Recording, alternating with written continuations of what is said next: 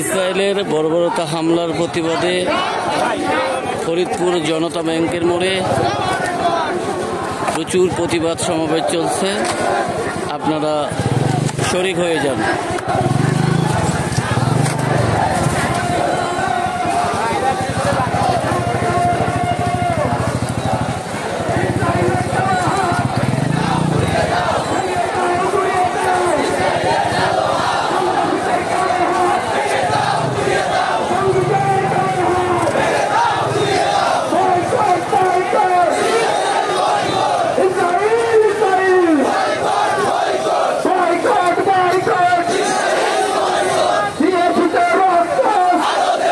আপনারা দেখতে থাকুন এবং চ্যানেলটি সাবস্ক্রাইব করে দিন।